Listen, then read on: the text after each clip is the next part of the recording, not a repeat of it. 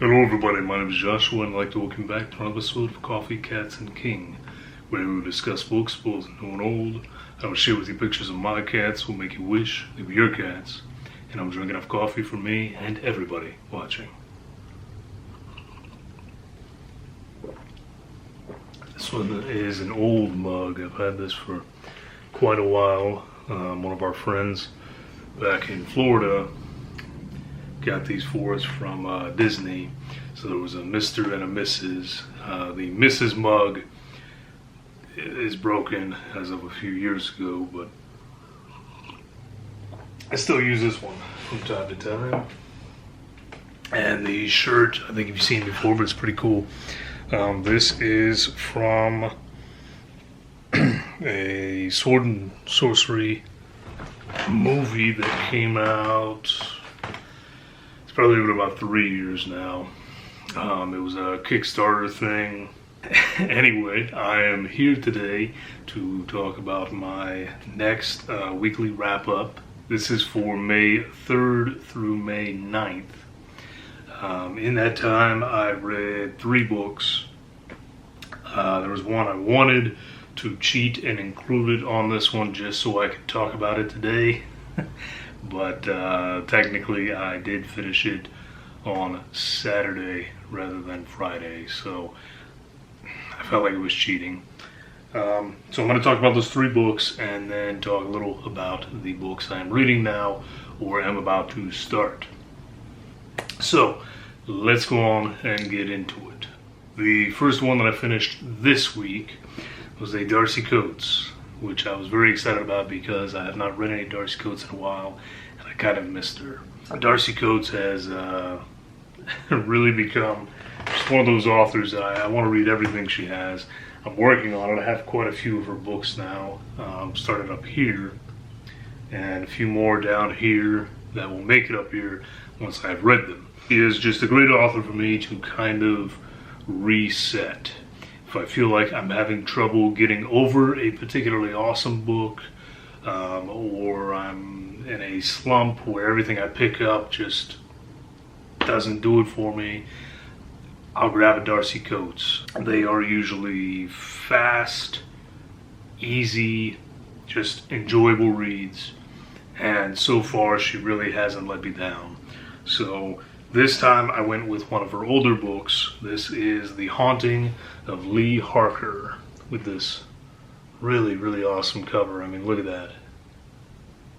Talk about a haunting. Great spine on it too. As if that doesn't make me sound like a serial killer or something. I got a great spine. Yeah. So, Darcy Coates, Haunting of Leigh Harker. When I started this one, I was very, very nervous because it starts out in a way that is very off-putting. You're kind of jumping right into this scene.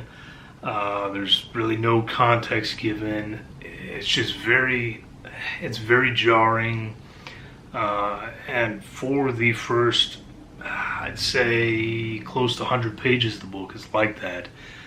And the whole time reading it, it's not that it was bad necessarily, but it also kind of felt amateurish. And the whole time I was just, I was kind of upset because I thought that I'd run into, early Darcy Coates and just maybe not great Darcy Coates.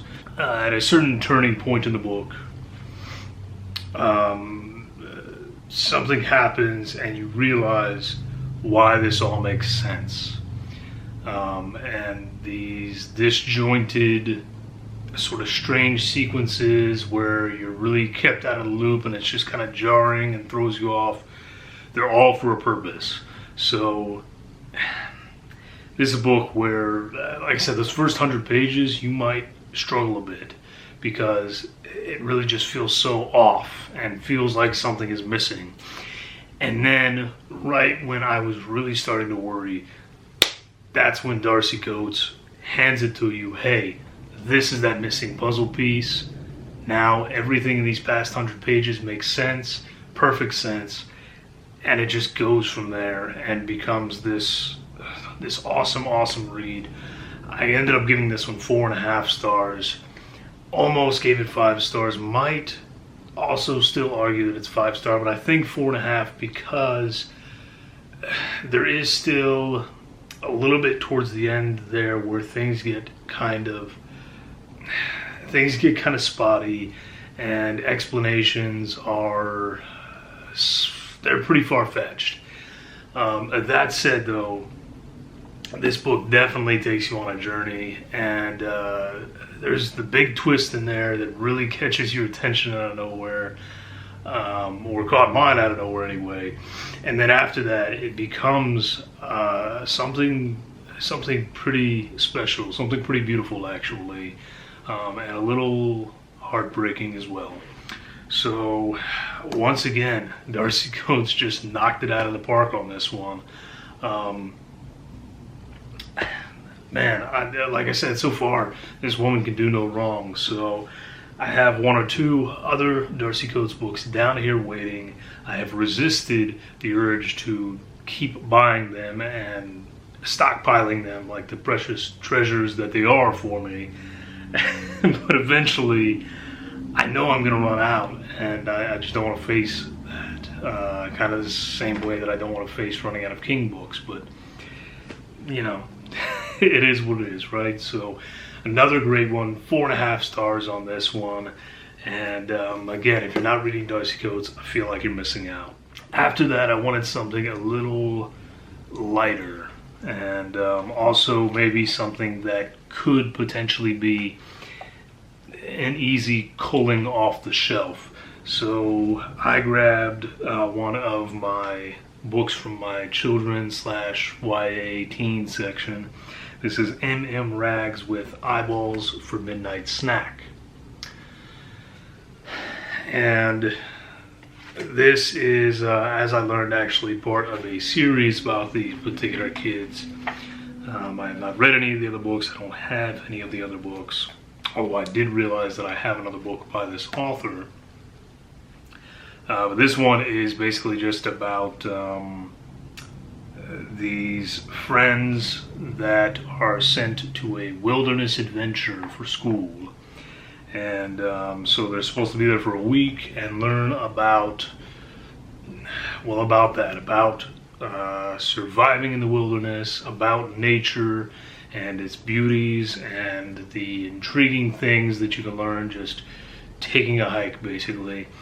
And it's a little bit of that, and also kind of just a summer camp sort of feel to it. So I'll be honest, based off of the title and the cover, I thought that this was a children's horror, and it's not. This is really just a humorous take on kids basically going to camp, and the trials and tribulations that come with that. And it was actually really enjoyable, very nostalgic in a way. It wasn't a perfect book by any means, and my biggest issue with this book, and again, I know that people are going to argue that the book came out in 1994, so it was the norm, but I still don't like it.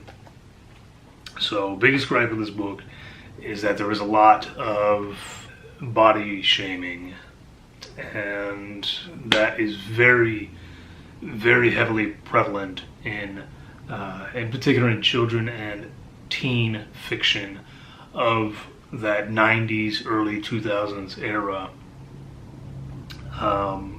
Again, I know people argue it's part of the times, but I've read plenty of stuff from that time period that was still positive and avoided those things and didn't try to get its laugh from that sort of thing. So, in my opinion, still not excusable. This one, I gave about a 3.5, 4-star because for what it was actually pretty enjoyable. Basically, to keep it simple, if you remember that old show, Salute Your Shorts, which was based off a book, by the way, then you'll really enjoy this book. It has the same kind of humor going for it, the same sort of style, just putting these kids in these oftentimes mundane but hilarious situations. They have to take care of an egg baby. They accidentally let the camp mascot, which is a giant snake, loose. It's just fun. It's a fun book. So good one if you're in a sort of nostalgic mood for that sort of thing. The last one for the week was Slobberknocker, My Life in Wrestling by Jim Ross. So this one, if you did not see my last video, I picked this one up a long time ago. I don't even remember when. I was basically going to the oldest stuff on my ebook catalog and just running through it. So I picked this up because, not because I'm a wrestling fan really, but because I'm interested in the history of the business and the behind the scenes stuff. So I thought with this guy's, 30, 40, whatever years of knowledge, that I might learn something. And while there were some interesting anecdotes, overall I felt like he skipped over just huge chunks of important things in the history of wrestling, and it just didn't satisfy the sort of information that I was looking for, I guess. It was obvious that he rushed things and that he just skipped over a lot of really important details. Read through the first chapter, and at the very end of the first chapter, he just casually mentions, oh yeah, I have a wife and kids, so I gotta take care of that now. And it's the first time he mentioned that he was even in a relationship, and so it's just kind of thrown in there. And that's just one example, but he kind of does it throughout the book. So, again, he's not an author, he's a wrestling commentator, and I'm sure in that job he is fantastic. But for writing, 2.5, 3 stars. It was okay, but part of it is probably my fault, not his. So I really can't give it a lower rating than that. I feel like it wouldn't be fair. Alright, so those are the 3 books that I finished this week. Let's go on and talk briefly about what I am reading now and what I am going to read next. As far as ebooks go, I am currently about halfway into After Oz by Gordon McAlpine. This one is really fascinating. This is about Dorothy after she comes back from Oz. But in this book, we're not following Dorothy, we are following the trials of Dorothy. But we're actually with 2 other characters, one who lives in the community she's from, and the other being a child psychologist who is picking her brain about what happened, because in this world, Dorothy Gale lived in a very religious community. The tornado hits, she disappears for a number of days, shows back up perfectly fine, her and Toto. And at first people are, they're like, oh my gosh, it's a miracle. And then a couple days later, they find a woman dead in her house. And the issue here is that Dorothy came back from Oz, this place that doesn't exist, saying that she threw water on a witch, and the witch melted. And she didn't mean to kill her, but she killed the witch by melting her. Well, this woman who was found dead was often referred to as a witch by the children in the community throughout the years, and she is found dead at her table after someone has thrown lye over her and essentially melted half her face off. We can see where the problem here stems from. So, this is, if I'm not mistaken, there's no magical element to this. This is a Wizard of Oz retelling, but not really.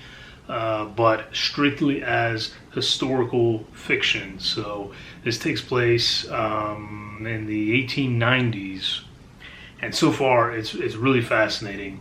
I will say that the author, I feel like the author is almost there, almost on the cusp of something just completely brilliant, but not quite. There's just something is lacking. Something needs work, needs tweaking, and I don't know what it is yet.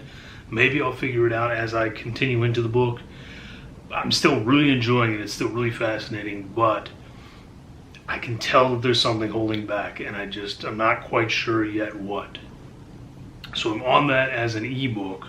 As far as physical books, I am next going to pick up Delilah Dawson with Mine. Now, speaking of mine, my copy here is really bad because I got it from Goodwill. I didn't really care what it looked like. It was a book that was on my list. I wanted to read it, so I grabbed a copy. I figured if it works out and it's this fantastic book, then I'll get a better copy, and I will put this in the little free library for someone else to enjoy. So this one's kind of beat up. I might even put the cover over here or something so that you have something to look at. But this is a typical kind of setup. This girl is known as a drama queen at her school. She gets into some sort of trouble, and her parents decide, we are moving to Florida. And there will not be any trouble in Florida as there is here where we live now. So they move, and the house they move into has all these peculiarities. Slime oozes from the walls. There's rotten wood in the deck and in random places in the floorboards. And the girl, Lily, quickly realizes that there is some sort of ghost of the girl that lived there before still haunting the place. And she doesn't seem to be a big fan of Lily. So this is one that was on my list. I had heard good things about it. Just happened to stumble upon the copy at Goodwill. Figured, why not? Let's go on and read it. So I'm going to read that next. Now, this is a children's or possibly teen horror. It's about 240 pages, so still a quick read, but my intention is to read that while you folks are helping to pick my next book. So I did put a poll up. If you do not see the poll, I want you to vote here. I have picked 3 of my new pre-orders for new releases. I'm going to show them to you now, give you a little information about them, and I want you to vote down in the comment section or on that poll. And come probably Monday, I will look and see what has the most votes, and that will be my next book.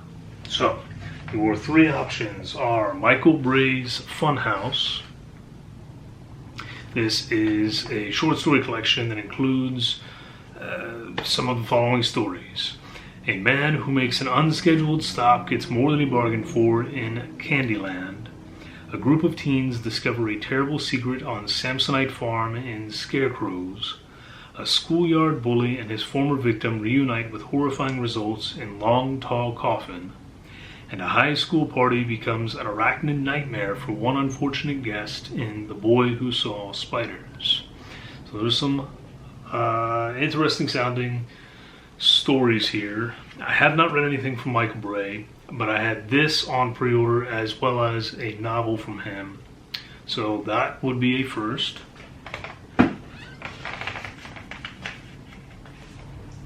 Second option is E.K. Sathu with Youth Juice.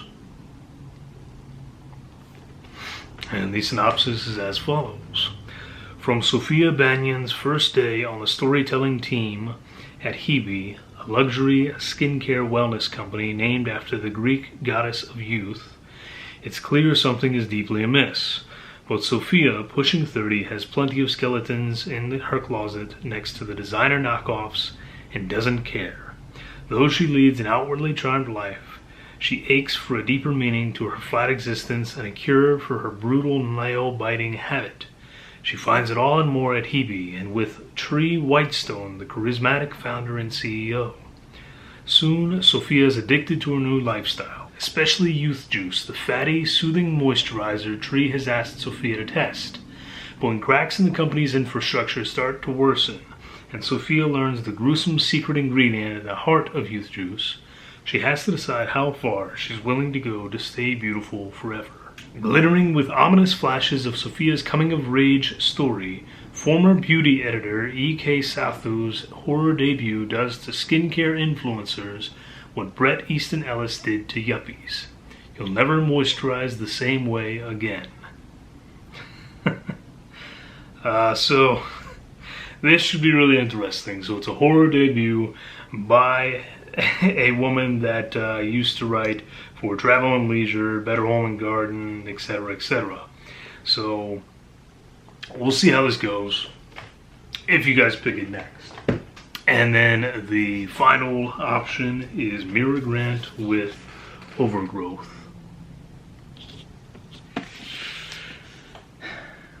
And this reads, "This is just a story. It can't hurt you anymore. Since she was 3 years old, Anastasia Miller has been telling anyone who would listen that she's an alien disguised as a human being, and that the armada that left her on Earth is coming for her. Since she was 3 years old, no one has been willing to listen. Now, with an alien signal from the stars being broadcast around the world, humanity is finally starting to realize that we've already been warned, and it may be too late. The invasion is coming. Anastasia's biological family is on the way to bring her home, and very few family reunions are willing to cross the gulf of space for one misplaced child. What happens when you know what's coming and just refuse to listen?" So, Mira Grant, of course, very well known for her feed books, along with many others, and she is also quite well known under one of her pseudonyms as well. If any of you know what that pseudonym is, comment down below with it. So those are your three options for the book that I will read next. Again, comment with your choice below, or vote over at the poll. But that's going to do it for this one, guys. I will be back with a tag video next, and some other fun stuff coming up. So, I hope that you stay safe, have a great week or weekend, and most importantly, drink great coffee. Cheers.